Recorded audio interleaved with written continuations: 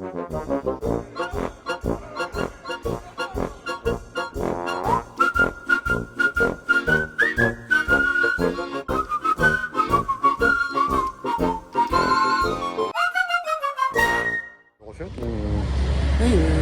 j'apporte mon soutien à la FFMC parce que j'estime qu'on a vraiment besoin de mettre les gens dans l'embarras, surtout quand ils ont une jeune moto, que ce soit une petite ou une grosse cylindrée. Je pense que.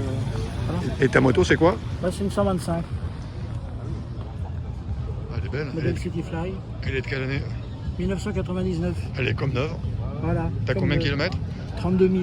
Ah oui, et ça n'a pas le droit de rouler ici, Non, d'après leur texte. interdit depuis le 1er septembre 2003. C'est de l'obsolescence programmée. 2023, pardon. Oui, obsolescence programmée. Ouais. Ah oui. Bravo et merci pour ton soutien. Je vous en prie.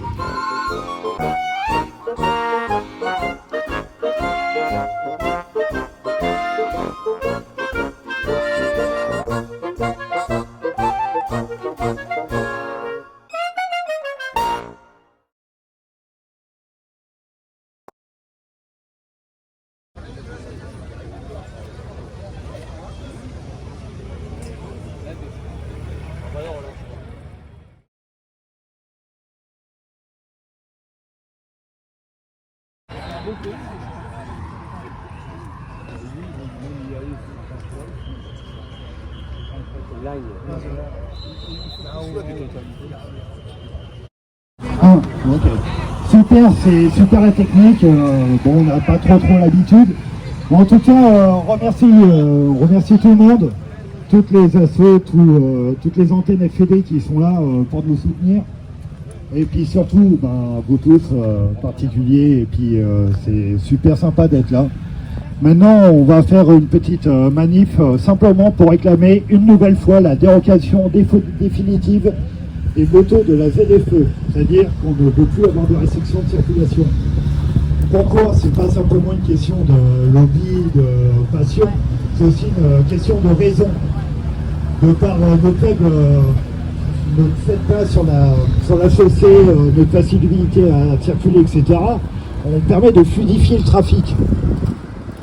Et ça, il y a beaucoup de personnes à la métropole qui sont vraiment, qui ont des discours totalement dogmatiques, qui ne veulent pas l'entendre.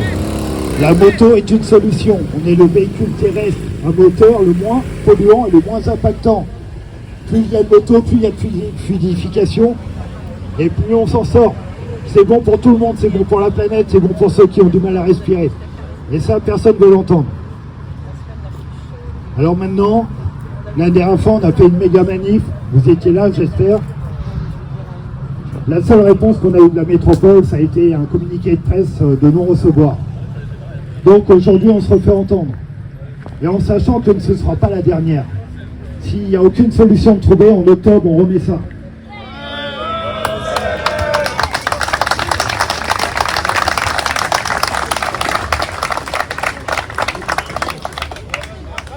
Donc voilà, à bon entendeur, j'espère que le message sera passé.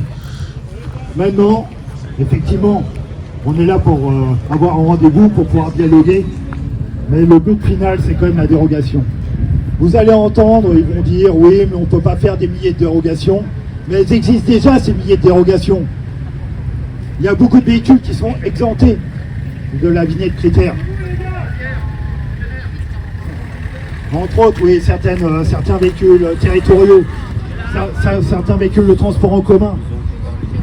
Et après, il faut savoir que la répartition de la pollution sur la métropole rouennaise se répartit ainsi. Vous avez 30% de pollution liée à l'industrie. Pourtant, Bolloré et Lubrizol, ça ne pollue pas. Hein. Mais bon, on ne les a pas comptés.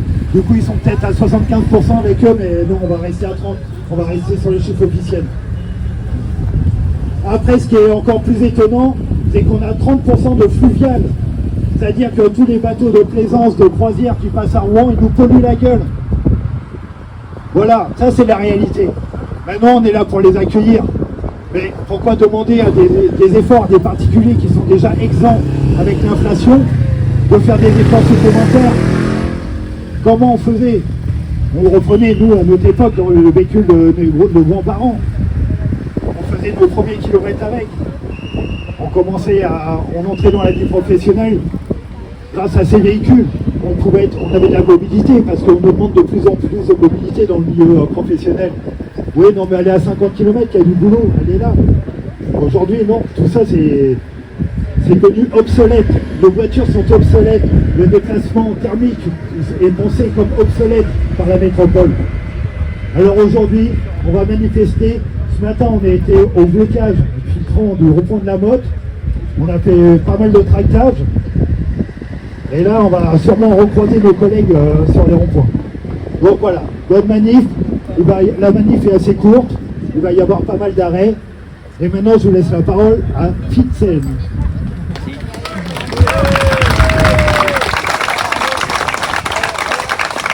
Merci Hugues. Vous voyez pas tout le monde de la FFC 76 puisqu'on a d'autres cordeaux qui sont justement sur les ronds-points, pour les blocages. Une petite participation en plus quand on vous a dit on augmentait un petit peu. Bah là aujourd'hui il y a 3 manifs, la manif roulante et les 2 manifs ronds-points.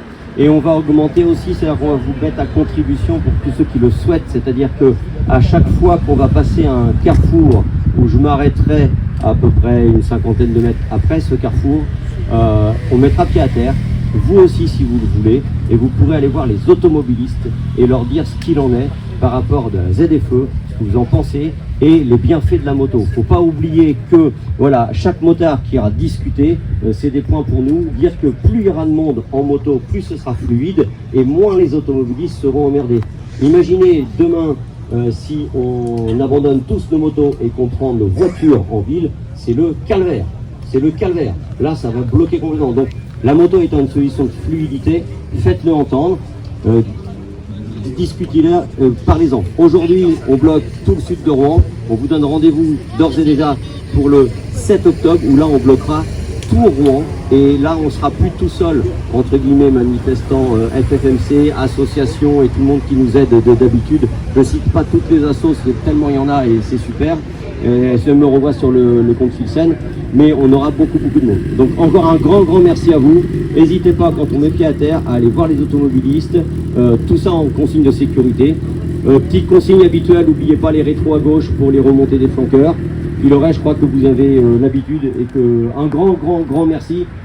Au 1er janvier 2025, ça arrive chez vous et partout en France aussi, ce qu'on est en train de vivre. Donc c'est vraiment le moment de se bouger et c'est pour ça que nous sommes à la FFC 76 très reconnaissants de toutes les autres associations d'autres départements, les autres antennes FFMC de département, parce que voilà, vous êtes aussi conscients que ça arrive chez vous dans 18 mois maintenant.